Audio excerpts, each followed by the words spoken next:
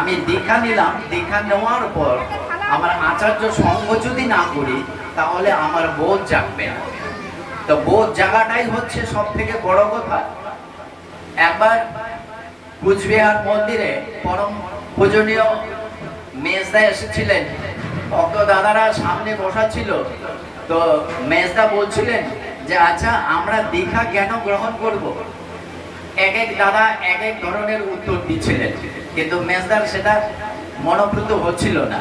তখন তিনি নিজেই বললেন যে দেখুন, আমরা দীক্ষা নেই বোধ জাগানোর জন্য, আমাদের বোধ জাগানোর জন্যই আমরা দীক্ষা নেই। তো কথা হচ্ছে এটাই যে দীক্ষা নিয়ে শিক্ষা ধরতে হয়, সেই শিক্ষার যে গুণাবলীগুলি কি সেগুলি জানতে গেলে আচার্য সঙ্গের প্রয়োজন। তো বর্তমান যিনি আচার্যদেব আমাদের পরম পূজনীয়, তার দুই একটা দয়ার কথা আমি বলে আমার আলোচনা সমাপ্তি করব।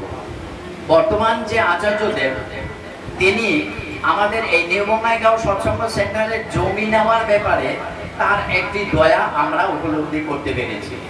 সমস্ত কর্মই তার দয়াতে হচ্ছে, কিন্তু একটা বিশেষ একটা দয়া মনে হয় আমরা উপলব্ধি করতে পেরেছিলাম। সেটা হচ্ছে আমাদের জমি যখন কেনা হচ্ছিল তখন আমাদের 8 লাখ টাকা দরকার ছিল, ব্যালেন্স ছিল আমাদের 8 লাখ টাকা। তখন হঠাৎ করে এক মা এসে আমাদেরকে সেই টাকা দেওয়ার জন্য রাজি হয়ে গেল। 8 লাখ টাকা একবারে উনি দিয়ে দিবে, চিন্তা করবেন। তো আমরা ভাবলাম তাহলে তো আমাদের জমি রেজিস্ট্রি প্রায় হয়েই গেল। তো সেই মাকে আবার পূজনীয় আচার্যদেবই পাঠিয়েছে। তো আমরা কয়েকজন মিলে দলে বলে গেলাম দাদার কাছে, গিয়ে বললাম যে আগে আপনি পাঠিয়েছিলেন এক মাকে, সেই মা তো আমাদেরকে যতটুকু ব্যালেন্স আছে সেই টাকাটা দিয়ে দিতে যাচ্ছে, তাহলে তো আমাদের রেজিস্ট্রি হয়েই যাবে। তখন তিনি বললেন যে ওনার থেকে যত কম পারা যায় নেওয়াই ভালো, ওনার থেকে যত কম পারা যায় নেওয়াই ভালো, আর একবারে যদি না নেওয়া যায় তাহলে সব থেকে বেশি আমি খুশি হব।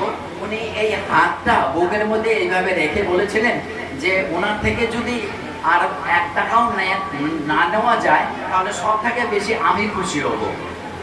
এবার দেখুন, আমরা তো গেলাম এক আনন্দে, তারপরে তিনি যে বললেন সেই অর্ঘ্য আবার আমাদেরকেই জোগাড় করার জন্য।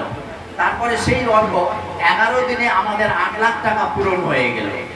তাহলে চিন্তা করুন, এই যে দয়াল, তার যে দয়াটা, তার মুখনিসৃত যে আশীর্বাদ, সেই আশীর্বাদ দেখুন কিভাবে হয়ে যাবে। আর একটা আমি দয়ার কথা বলছি, দেওঘরে থাকে আচার্যদেবের সঙ্গেই থাকে পবিত্রতা বলে। সেই পবিত্রতা আচার্যদেব এসেছিলেন গুয়াহাটিতে এসেছিলেন। আসার পর তো হঠাৎ করে আচার্যদেব সেই পবিত্রতাকে বললেন, এই পবিত্র, আমার 2 ঘন্টার মধ্যে 1 লাখ টাকা লাগে। কথাটা চিন্তা করবেন। তো পবিত্রতাও সাথে সাথে বলে উঠলো আগে। তারপরে দাদা ওনাকে বললো যে যখন যাচ্ছিল তখন ওনাকে বললো যে শোন, তোর সাথে কতগুলি কথা আছে। বলে কি? বলে তোর সাথে আমার 3টা শর্ত আছে। 1 নাম্বার কথা হচ্ছে তুই আমার কথা কাউকে বলতে পারবি না, যার কাছ থেকে অর্ঘ্য নিবি আমার কথা তুই কাউকে বলতে পারবি না। 2 নাম্বার কথা হচ্ছে তুই মন্দিরের বাউন্ডারির বাইরে যেতে পারবি না। 3 নাম্বার কথা হচ্ছে তুই ফোন করে কাউকে বলতে পারবি না। ঠিক আছে বলে আগে। তো পবিত্ররা সেই কথা মেনেই উনি চলে গেলেন। গিয়ে উনি মন্দিরের বাউন্ডারির ভিতরে যে সমস্ত ভক্তরা ছিলেন, তো প্রথম যে ভক্তের কাছে তিনি গেলেন সে হচ্ছেন সিং নামে এক ভদ্রলোক। তো ওনাকে গিয়ে বললেন আমার কিছু অর্ঘ্য লাগে, হাত দুটো জোর করে ওনাকে বললেন আমার কিছু অর্ঘ্য লাগে। তো উনি বললো যে কত লাগবে? বলে আপনি যা দেবেন দেখেন। তো উনি প্যান্টের পকেট থেকে পার্সটা বের করে তো দেখলেন যে ওনার কাছে 3000 টাকা ছিল। তারপরে সেই 3000 টাকা ওনাকে দিয়ে দিলেন। কি কারণ, কি ব্যাপার, কিছু উনি জানতে চাইলেন না, আর সেও বলল না। এরকম করতে করতে মোটামুটি 1.5 ঘন্টার ভিতরে পবিত্রতার কাছে বেশ কিছু টাকা হয়ে গেল। তো হয়ে যাওয়ার পরে তিনি ভাবলেন যে হয়তো হয়ে গেছে। তারপরে উনি বললেন, দেখলো যে 1 লাখ টাকা হয়ে গেছে। তারপরে যখন দাদার কাছে গেলেন, দাদা বললো যে হয়ে গেছে। বলে যাবে। বলে আমার কথা কাউকে বলিসনি তো? বলে যে না। বলে যে মন্দিরের বাইরে কোথাও যাসনি তো? বলে যে না। বলে ফোন করে কাউকে বলিসনি তো? বলে যে না। ঠিক আছে, রেখে দিয়ে। তাহলে চিন্তা করুন তার দয়ার কথা, কিভাবে তার দয়া বলে বর্ষণ হয়।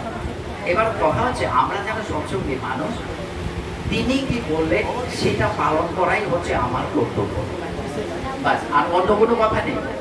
তো যার জন্য পূজনীয় আচার্য দেবের আমি দুইটা দয়ার কথা বললাম, আর আমি আলোচনা বাড়াচ্ছি না, ভক্ত দাদারা আছেন তিনাদের মুখে শুনবেন, এই বলে আমি আমার আলোচনা এখানে সমাপ্তি করছি। বন্দে পুরুষোত্তম জয়।